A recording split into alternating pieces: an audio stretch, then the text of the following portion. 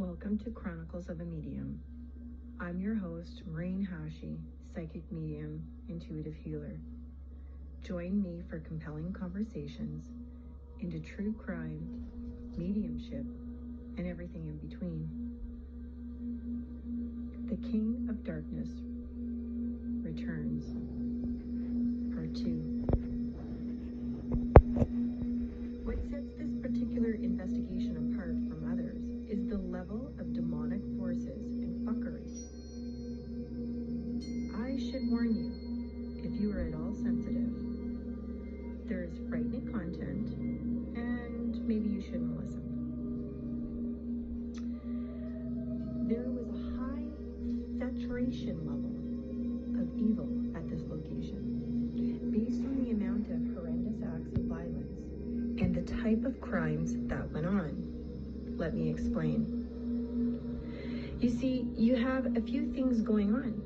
First, you have the murderer himself, his belief system, his state of mind, and his practices.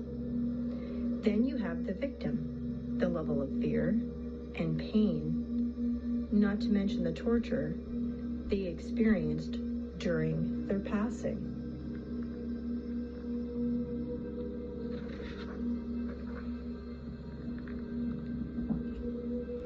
All of this energy can create an entity and draw in more of the same until it has a life force all its own. The difference between the two is this. Spirits generally have previously been human, so they've lived before. And an entity is created out of the evil acts and collective energy, and it needs human life force to feed off of. So it needs your energy to gain momentum. That's why some places are more haunted or feel darker than other places. And it will begin to affect the lives of the living who inhabit these areas. So if you live in a house that previously experienced murder or some other trauma, it's going to affect you on a very deep level. So you need to be mindful. Yes, you can get the houses at a discounted price, but can you survive the energy of the darkness? That's the other thing. There's also something really important to remember, and that is we, the living, have authority over the non-living. You can't be haunted, possessed, cursed, or messed with if you do not give permission. So now you're asking yourself, how did I give permission? I don't want this to happen. But keep in mind, you give permission through your fears, repetitive thoughts, the words you speak, and your actions. So stop giving your power away. Be mindful and pay attention, especially if you're messing around in the spirit world. Sometimes you open a portal and you don't realize you've opened it, but you have the responsibility to close it. Like when you're playing with a Ouija board, you have to properly start it and properly end it, meaning closing the door behind you. Otherwise, you just left the door open to all kinds of fuckery from the other world. And let me tell you, the energy that comes through those portals are not always good. You can get spirits that pretend to be other spirits and so on and so forth. That's a different topic.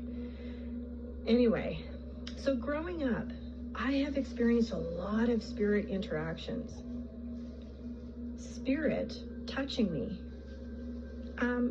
is no big deal to me because it's happened so frequently. I watched my mother's witchcraft rituals, which is why I can speak from experience. And I watched her go through the things of projected energy from others, but never like this, ever. We all experience projected energy more than you actually realize. When you are in a connected relationship to another human, it can happen without you even knowing. That's why you go sometimes, oh, hey, I was just thinking of you, or I picked this up because I thought you'd like it. And the person is like, yeah, I was just craving that. So that's a perfect example of projected energy, really tuning into one another. And it can happen without you even knowing it. It can happen through the creative process too, like listening to a song. You are essentially tapping into the artist of that song, and depending on how sensitive you are, you can feel very deeply their creative expressions. The energy at this house was demonic. It was unsettling. I wanted to run away. I didn't want to be there at this point because I didn't remember signing up for demonic possession.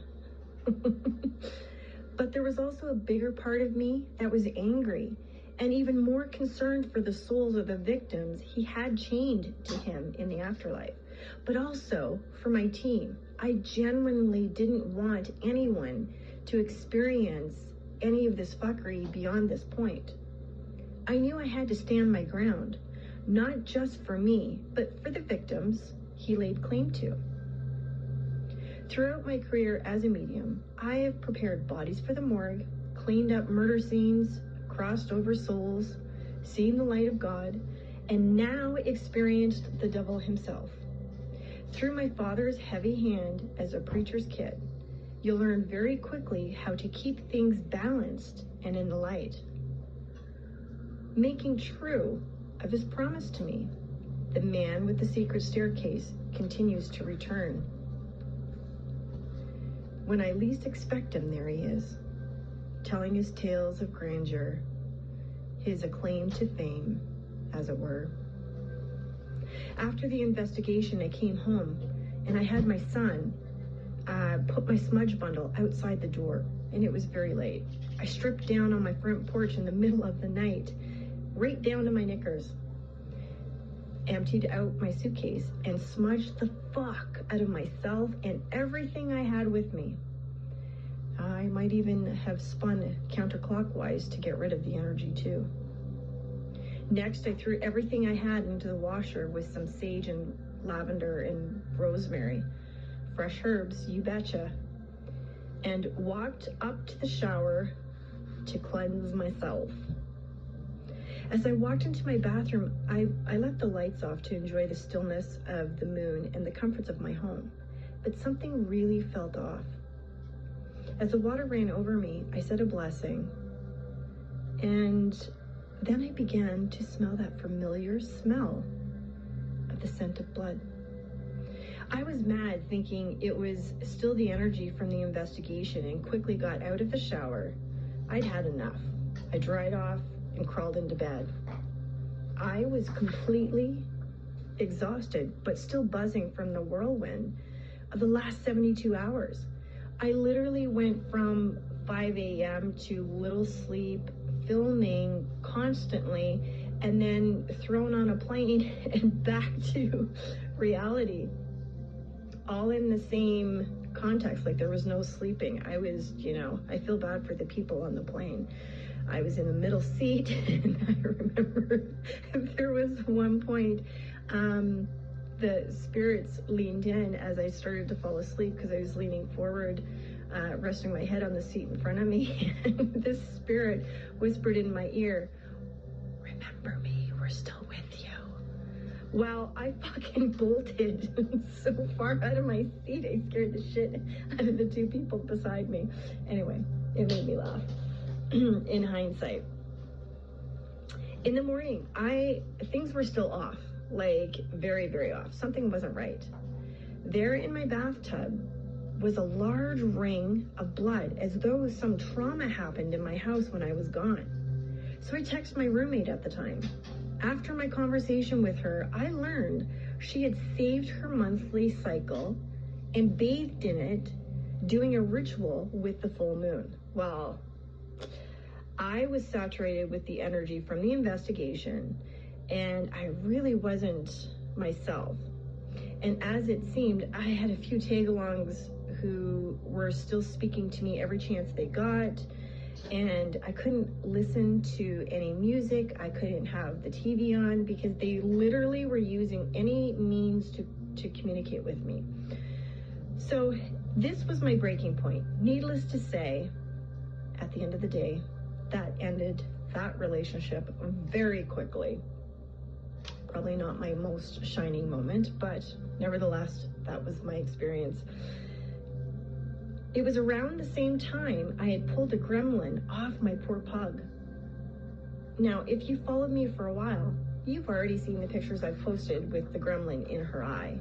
But if you haven't and you're new to my podcast, go on my Instagram account at Maryne Hachey, or Maryne_Hachey, and you will scroll through till you see the face of the pug, and then look at all the pictures and you'll see the gremlin clear as day. The man with the secret staircase was true to his word. He made several appearances. He even attempted to take my life on a plane. But I'm going to save that story for another time because it's pretty trippy. Until next time, be well and stay safe in the spirit world. You never know who you're bringing through. You've been listening to Maryne Hachey, Chronicles of a Medium. You can also find my website, MaryneHachey.com, MaryneHacey.com.